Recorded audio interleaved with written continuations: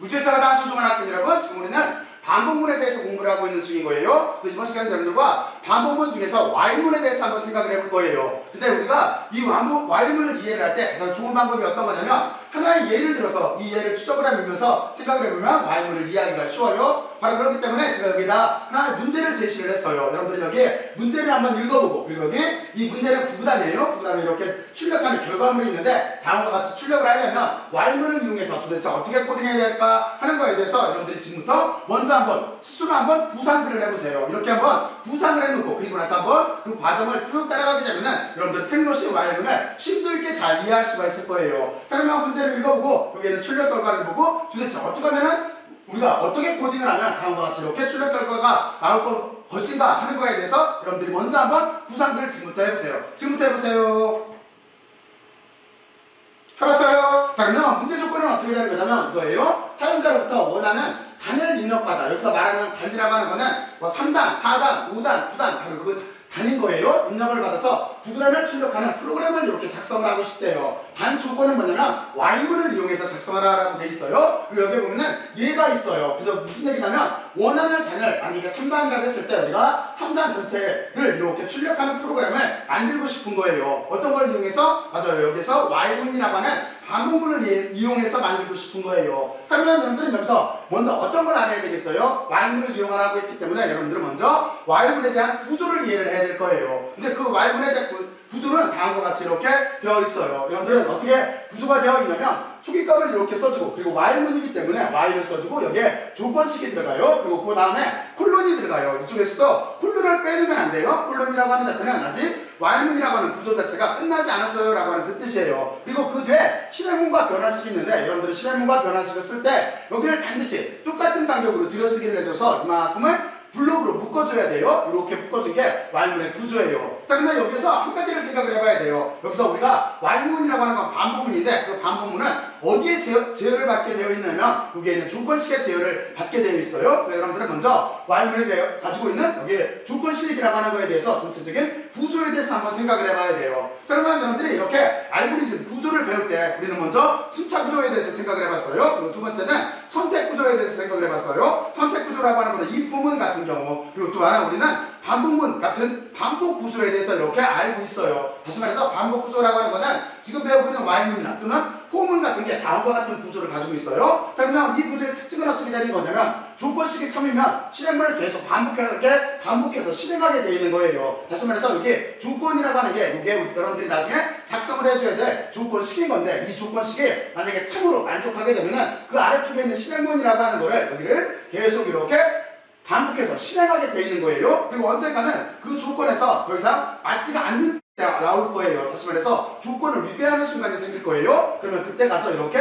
밖으로 빠져나가게 되어 있는 이런 식 구조를 가지고 있는 게 여기에 있는 while문의 기본적인 구조예요. 자, 그러면 여러분들은 여기까지 이렇게 잘 이해를 했죠? 근데 우리가 이렇게 반복문에는 하나 조심해야 될 게 있어요. 반복문에서 특히 조건식을 쓰는 while문에서 조심해야 될 건 뭐냐면 무한 루프라고 하는 거예요. 여러분들 무한 루프 들어봤죠? 무슨 얘기냐면 요 안에 갇혀서 계속 여기서 맴돌면서 바깥으로 못 빠져나가는 경우가 생길 수가 있어요. 바로 그래서 여러분들은 먼저 이거를 이렇게 무한 루프를 탈출하는 방법에 대해서 먼저 한번 생각을 해봐야 돼요. 그래서 무한 루프를 탈출하는 가장 기본적인 방법은 뭐냐면 여기에서 키보드 인터럽터라고 하는 게 있어요. 이건 뭐냐면 여러분들이 컨트롤하고 C를 누르게 되면은 여기 무한 루프에서 밖으로 탈출할 수가 있어요. 그래서 여러분들이 간단하게 먼저 컨트롤 C라고 하는 걸 기억해 놓는 게 좋아요. 여기 무한 루프를 탈출할 수 있는 여기 키보드 인터럽터가 컨트롤 C예요. 그러니까 여러분들이 컨트롤 C를 누르게 되면은 무한 루프에서 탈출할 수 있어요. 근데 이거를 우리가 단순히 이렇게 키보드 인터럽터에서 탈출하는 게 아니라 여기를 논리적인 문장으로서도 빠져나갈 수가 있는 거죠. 바로 그래서 무한 루프를 논리적인 방법으로 빠져나갈 수 있는 게 여기 있는 것처럼 브레이크 문이라고 하는 거예요. 여러분들이 나중에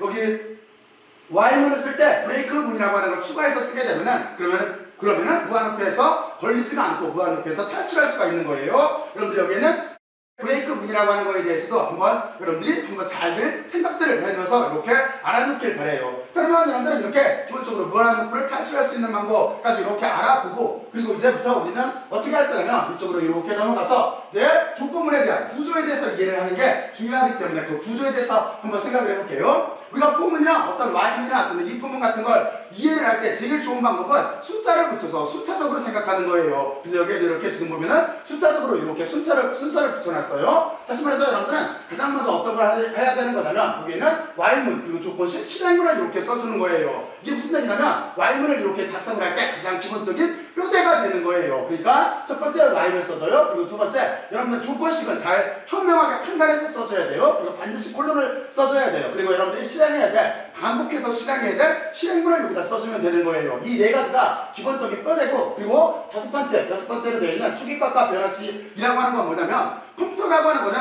여러분들이 사람이 어떤 걸 제어를 해줘야 되는 거냐면 시작과 그리고 중간에 돌아가는 루프와 그리고 또 하나 제일 마지막에 끝나는 값을 지정을 해줘야 돼요. 바로 그거예요. 추기값이라고 하는 거는 말 속에 있듯이 여러분들이 도대체 어디서부터 시작을 할 거니? 라고 하는 걸 컴퓨터한테 알려줘야 돼요. 바로 그거를 우리가 이렇게 추기값을 위에다 선언을 해줘야 되는 이유예요. 컴퓨터는 안 그러면은 도대체 어디서 시작해야 되는지 그리고 어디에서 끝나는지를 몰라요. 그렇기 때문에 사람이 일일이 다 지정을 해줘야 돼요. 그래서 여러분들이 이렇게 추기값을 설정을 해주면 되는 거고 여기에 있는 변화식이라고 하는 거는 이것도 똑같이 여기에는 조건식을 제어하는 거예요. 다시 말해서 몇 번 반복을 할 거니? 라고 하는 거하고 그리고 또 하나 어디에서 끝나니? 라고 하는 거를 제어하는 게 여기에는 변화식이라고 하는 거예요. 그래서 일반적으로 초기에 배울 때 변화식이라고 하는 거는 자기 할당문을 써요. 자기 할당문이라고 하는 거는 다시 말해서 i하고 여기 등호를 써요. i는 여기가 물론 대인명사자예요. i는 i 플러스 1이라고 하는 바로 이런 식 구조를 가지고 있어요. 바로 그래서 i는 i 플러스 1이라고 하는 자기 할당문을 이용해서 바로 그 변화식을 이용해서 우리는 여기에 있는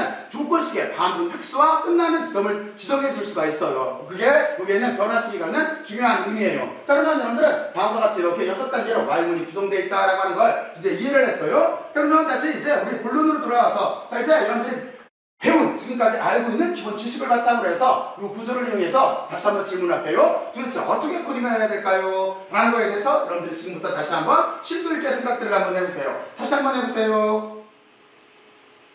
아까 여러분들이 처음에 생각을 했던 것보다 이제 많이 발전을 했어요. 틀림없이 여러분들은 많이 발전을 했을 거예요. 자, 그러면 여기를 하나하나 따라가면서 직접 한번 코딩들을 지금부터 한번 해보죠. 여러분들은 이렇게 생각을 하면 y문을 쉽게 이해를 할 수가 있어요. 기본 뼈대를 잘 이해를 하는 게 되기 때문에.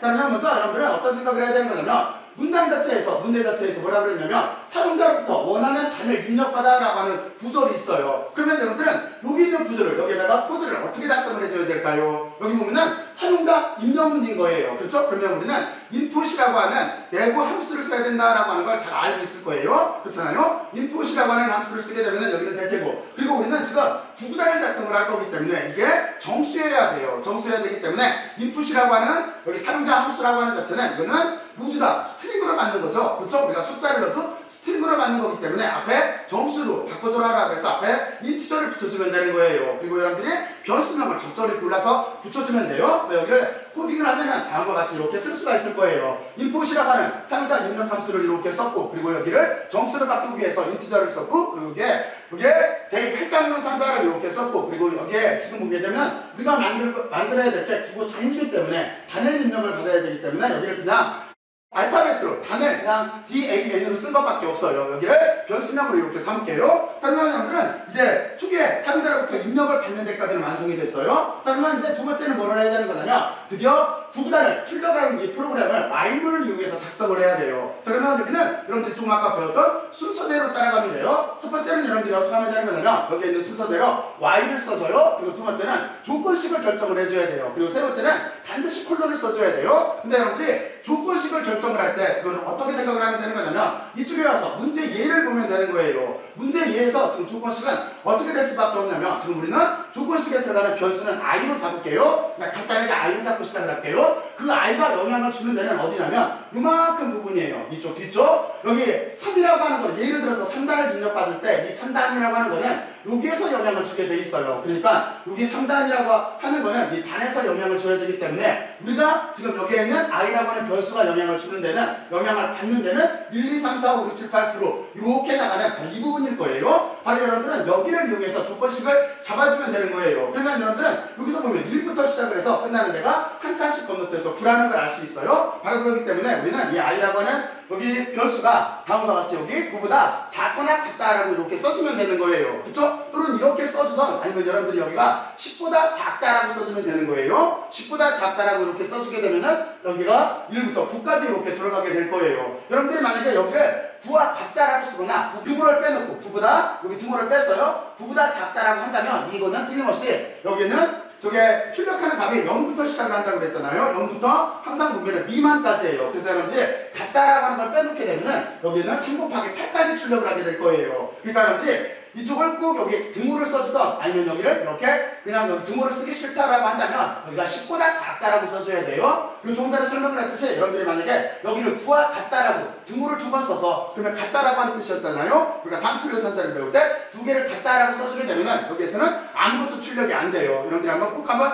해보세요. 자, 그래서 여러분들이 무슨 얘기를 해주고 싶어서 그러냐면 변화식을 여기에는 조건식을 정할 때는 여러분들이 반드시 여기를 신경을 써줘야 돼요. 자, 여러분들은 이 조건에 맞게 말 그대로 조건식을 잡아줘야 돼요. 여러분들 이 부분에 대해서 이렇게 한번 꼭 심도 있게 생각을 해보고 여러분들이 코딩을 직접 해보면서 여기에 있는 값들을 바꾸면서 그때 어떤 결과가 출력이 되나 하는 거를 반드시 확인을 해줘야 돼요. 자, 그러면 여기까지 됐고 이제 그 다음 단계로 이렇게 넘어가게 되면은 우리는 이제 실행문을 써줘야 되는데 실행문이라고 하는 거는 반드시 들여쓰기를 해줘야 돼요. 여기를 이렇게 들여쓰기를 해주고 그리고 여기 보면은 프린트를 문을 이용을 해서 실행문을 쓸 건데 그뒤부터 어떻게 하면 되는 거냐면 요 모양대로 여러분들이 꾸며주면 되는 거예요. 다시 말해서 처음에 우리는 예를 들어서 3단을 받는다라고 한다면 여기가 3단인 거니까 그러면 우리는 여기에 있는 변수명을 이렇게 써주면 되는 거고 그리고 콜론으로 끊고 그 뒤에 보면은 이렇게 보면은 아스터리스크라고 하는 별 표시가 있어요. 그러면 우리는 이 별 표시를 문자열로 처리를 하기 위해서 땡땡이라고 이렇게 따옴표를 붙여주면 되는 거고 그리고 콜론으로 끊고 그리고 여기는 i라고 하는 거는 조건식에 들어가 있는 그 변수를 1부터 시작해서 9까지 받을 거기 때문에 여기는 이렇게 여기를 변수명으로 받아주면 되는 거예요. 자, 그리고 나서 그 뒤에 보면은 등호가 있어요. 그러니까 콜론으로 끊고 여기도 등호도 우리가 문자열 처리를 해주고 그리고 콜론으로 끊은 다음에 그 뒤에는 여기가 지금 보면은 단에다가 1, 2, 3, 4를 곱한 값이에요. 쉽게 말해서 여기를 예를 든다라고 한다면 여기는 단이라고 하는 거에다 i를 곱해주면 되겠죠. 그래야 3 곱하기 4가 되겠죠? 바로 그렇기 때문에 우리는 단에다가 i를 곱한 이렇게 산술 연산자를 포함한 식으로 이렇게 써주면 되는 거예요. 자, 그러면 여러분들은 이렇게 처리를 해주면 돼요. 자, 그래서 여기서 보게 되면은 지금 보면은 문자열 2개가 들어가져 있고 나머지는 여기는 다 이렇게 변수를 받아주면 되는 거예요. 자, 그러면 이런 식으로 여기까지 가장 중요한 끝에까지 이렇게 만들었어요. 자, 그러면 이제 여러분들은 지금부터 조건식을 제어를 해야 돼요. 조건식은 어떤 거냐면 초기값과 변화식을 이용해서 제어를 해야 되는 거예요. 그래서 여러분들은 다섯 번째 어떤 걸 써주면 되는 거냐면 초기값을 써주면 되는 거예요. 초기값은 지금 여기가 1부터 시작을 하기 때문에 그러니까 여러분들은 여기에다가 i = 1이라고 이렇게 초기값을 결정을 해주면 돼요. 그러면 이 i = 1이라고 하는 게 처음에 1이 들어가기 때문에 그 값 자체가 여기로 들어가서 그러니까 1이 들어가서 여기를 1로 이렇게 시작을 하고 그리고 나서 우리는 그 뒤에 변화식의 영향을 받게 돼 있어요. 그 뒤에는 여러분들이 초기값을 결정을 해줬다라고 한다면 이제 초기값과 연결돼서 그리고 조건식과 연결돼서 변화식을 써주면 되는 거예요. 그래서 변화식은 좀 전에 말했듯이 여러분들이 기본적으로 알고 있는 자기 할당물을 써주면 되는 거예요. 자, 그러면 여러분들은 이렇게 코드를 작성하면 돼요. 근데 여기에서 한 가지를 꼭 생각을 해봐야 돼요. 이게 도대체 어떻게 작동을 하고 있나 하는 방법에 대해서 생각을 해봐야 돼요. 그러니까 무슨 얘기냐면 지금 여기를 따라가 보면 돼요. 그러니까 처음에 여기가 초기값이 1이기 때문에 여기에 1이 들어와요. 그리고 1이 조건식, 여기 조건식과 비교를 해보는 거예요. 무슨 얘기냐면 1은 9보다 작으니까 우리는 참여 문장이 되기 때문에 이쪽 안쪽으로 이렇게 들어와요. 그러면 만약에 단을 3단을 입력했다면 3이 들어오고 i는 어떤 게 되는 거예요? 1이 들어올 거예요. 그러면 3 곱하기 1은 여기다가 곱하면은 3이라고 하는 이 결과를 출력을 해요. 그리고 나서 그 아래쪽에 두른 값 자체가 아래쪽으로 빠져요. 그러면은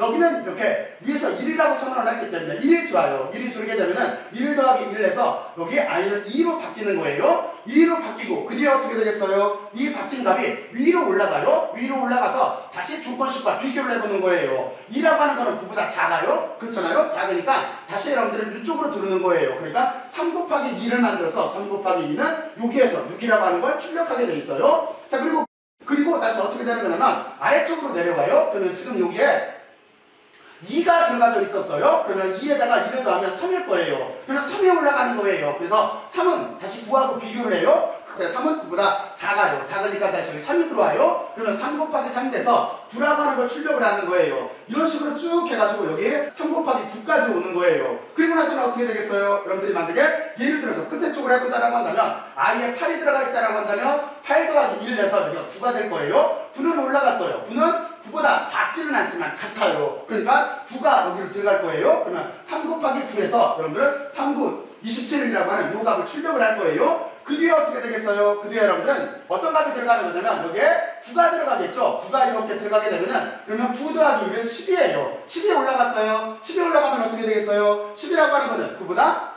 작거나 같지 않죠? 바로 이때 우리가 루프를 빠져나오는 거예요. 루프를 빠져나와서 여기까지만 출력을 하고 그리고부터는 루프 바깥으로 나가서 다음 코딩을 이렇게 수행하게 되어 있는 게 우리가 이렇게 알아야 될 Y문의 구조인 거예요. 그래서 여러분들은 막무가내로 여기를 이렇게 생각하지 말고 지금처럼 설명을 했듯이 여기에 있는 초기값부터 넣어서 여러분들이 하나하나 여기 값을 따라가면서 정말로 이 자체가 이렇게 하나하나 출력이 되나 하는 거를 여러분들 반드시 생각을 해봐야 돼요. 그게 진짜로 중요해요. 그러니까 여러분들 여기에 있는 논리 구조에 대해서 여러분들이 하나하나 생각을 해서 하나하나 추적을 해보면서 정말로 이 값이 출력이 되나 하는 거에 대해서 반드시 확인들을 해놔요. 그 부분이 제일 중요해요. 그 부분이. 자, 그러면 여러분들은 여기까지 잘 이해를 했을 거라고 생각을 하고, 자, 이제 여기서 이게 정말로 돌아가나 하는 거를 여러분들이 한번 봐야 되겠죠? 자, 그래서 여기를 어떻게 하면 되는 거냐면 제가 이쪽을 이렇게 갖다가 실행을 이렇게 한번 시켜볼 거예요. 자, 그러면 여러분들은 여기에 있는 코드를 다음과 같이 이렇게 파이썬 프로그램으로 이렇게 가지고 왔어요. 여기가 스크립트 모드예요. 자, 여기서 우리가 런을 이렇게 실행을 하게 되면은 어떻게 되는 거냐면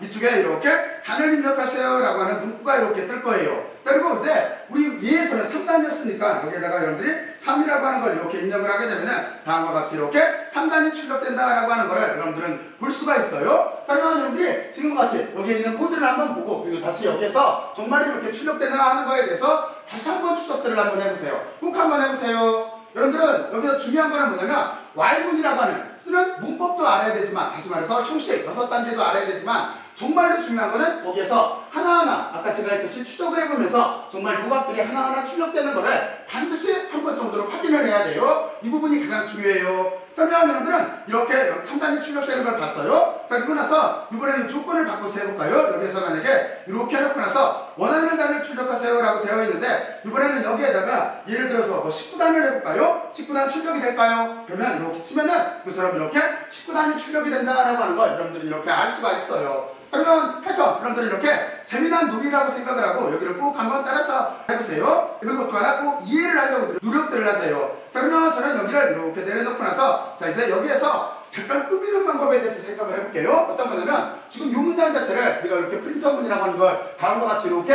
이쪽에 있는 형식에 따라서 썼는데 우리는 또 하나 문자열 포매팅이라고 하는 걸 알고 있어요. 무슨 얘기냐면 여러분들이 문자열 포매팅이라고 하는 건 퍼센트를 써서 퍼센트 D를 하면은 정수를 받는 거고 퍼센트 S 하면은 문자열을 받는 거고 퍼센트 F 하면은 실수형 데이터를 받는 거였었어요. 그것처럼 여기를 문자열 포매팅으로 이 부분을 약간 바꿀 수가 있어요. 그리고 또 하나 이쪽에 상술연산자 처리도 잠깐 바꿀 수가 있어요. 그 부분에 대해서 잠깐만 볼게요. 나머지 여기 Y문에 대한 조건은 똑같고 다음과 같이 이렇게 퍼센트를 써서 우리는 다음과 같이 이렇게 문자열 포매팅 방법으로 출력하는 방법을 바꿀 수도 있어요. 하지만 여러분들이 결과 자체는 똑같이 나와요. 그렇죠? 그리고 여기가 지금 보면은 정수를 입력받고 있기 때문에 우리는 여기에다가 다 D자를 이렇게 넣어줬어요. 그리고 우리가 지금 변수가 아까 여러분들한테 설명을 했듯이 여기를 이렇게 입력을 할 때 변수라고 하는 자체는 앞쪽으로 이렇게 가게 보면 단 i 그리고 단 플러스 i 이게 단 곱하기죠. 단 곱하기 i 이게 변수이기 때문에 우리는 그 부분을 이렇게 뒤쪽에다 단 i 단 곱하기 i를 이렇게 변수 처리를 해주면 돼요. 이거를 이렇게 앞으로 다시 말해서 단이